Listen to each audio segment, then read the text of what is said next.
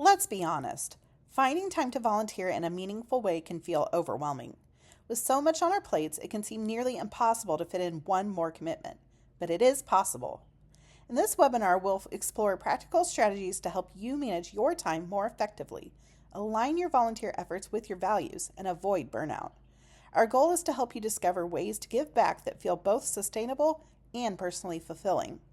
By the end, we hope you'll walk away with actionable tools and a renewed sense of purpose to help you serve with intention, without losing balance in your life. Balancing service, career, and personal life can feel like a delicate juggling act, but it's essential for staying both effective and fulfilled. When we spread ourselves too thin, it's easy to lose sight of what truly matters and risk burnout. So how can we avoid this? By regularly checking in with ourselves to set clear priorities, establishing healthy boundaries, and making intentional choices that support a balanced, meaningful, and fulfilling life. While many of us like to pretend that we are immortal superheroes, the fact is that we're all mere mortals. That means we can't do everything, no matter how hard we try.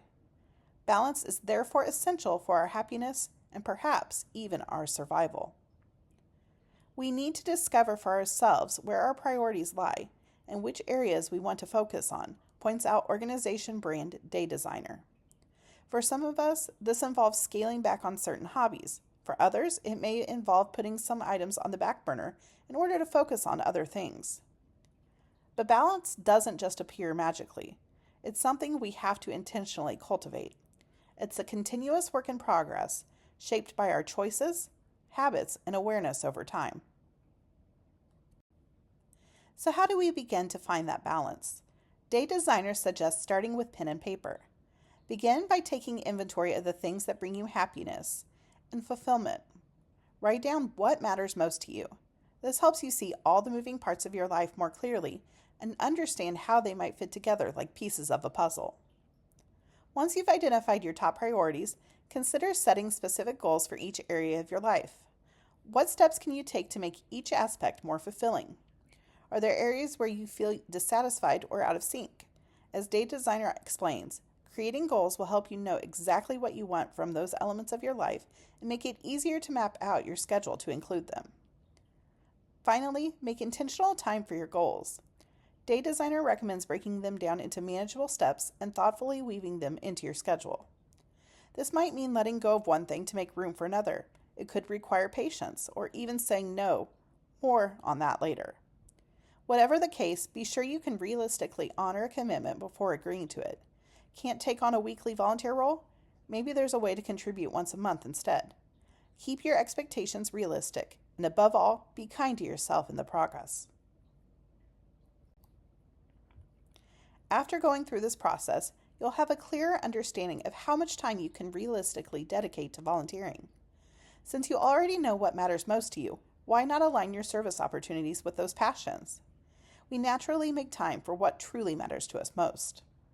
And remember, it's perfectly okay if your availability is limited.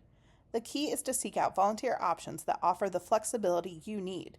This might mean exploring short-term or micro-volunteering opportunities, or lending a hand in one-time events. Even small contributions can make a meaningful impact, so focus on what fits your schedule and energizes you. When we say no to volunteering, we often experience a range of emotional and social consequences. We may feel judged by others, but more often than not, the harshest judgment comes from ourselves. We internalize the idea that saying no makes us selfish or less caring, which can lead to guilt and self-doubt. This internal pressure often drives people to overextend themselves, agreeing to help even when they don't have the time or energy, just to avoid those uncomfortable feelings. In doing so, we frequently sacrifice our own personal time and well-being in an effort to please others, which can ultimately lead to that burnout and resentment that we've talked about. So how can we get better at saying no? What strategies can help us set healthy boundaries while still contributing in ways that feel right for us? The biggest piece of advice we can give you seems like the simplest, but often feels the most difficult. You don't have to say yes just because you can't. It's okay to say no.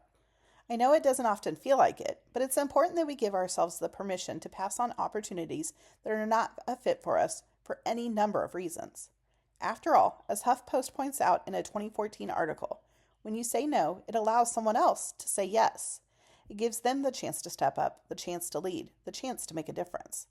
It also builds a more sustainable and inclusive community where responsibilities are shared and more voices have the opportunity to be heard. And for those times when you're trying to decide whether to take on a new volunteer role, try not to commit on the spot. It's perfectly okay to say, let me think about it and get back to you. Giving yourself some time and space allows you to honestly assess whether you have the capacity, interest, and energy to take it on.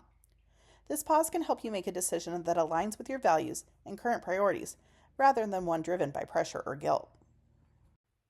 When it comes to those priorities, it's important to remember that you know what works best for you and your family, no one else. If a volunteer opportunity doesn't align with your schedule, your work-life balance, your family needs, your interest, or simply your current capacity, that's okay. You don't owe anyone an explanation beyond that, and honoring your own limits is a form of self-respect, not selfishness. Honoring those limits also means remembering that not all free time needs to be scheduled or filled with productivity. It's okay to do nothing sometimes, to rest, recharge, or simply enjoy unstructured time. Downtime is not wasted time. It's essential for your well-being and helps you show up more fully when you do choose to say yes. Finally, though it's often easier said than done, try not to compare yourself to others. Everyone has different capacities, circumstances, and ways of contributing.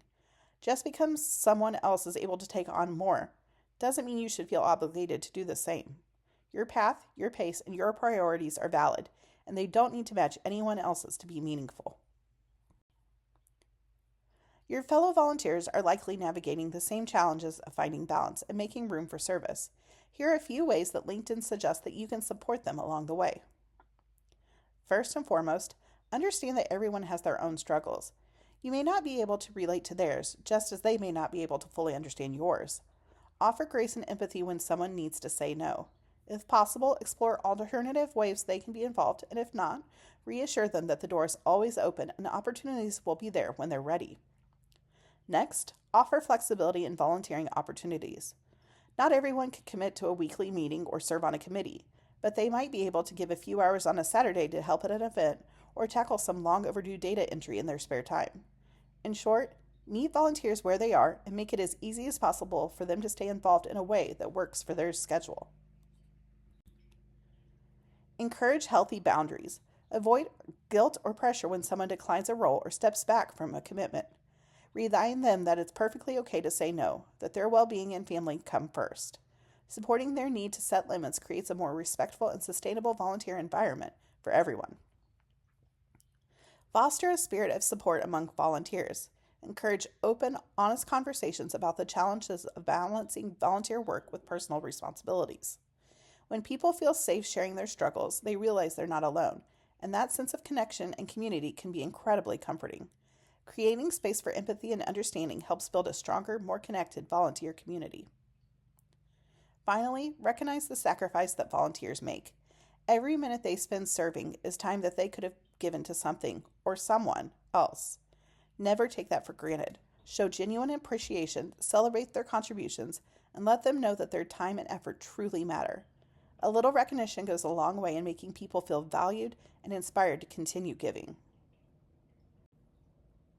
Balancing service, career, and life takes intention and ongoing effort. By setting priorities, respecting your limits, and aligning your volunteering with what matters most to you, you can stay effective and fulfilled without burnout. Remember, even small steps make a big difference for both the causes you support and your own well-being. We appreciate the time and energy you give and hope you feel inspired to continue making an impact in a way that works for you.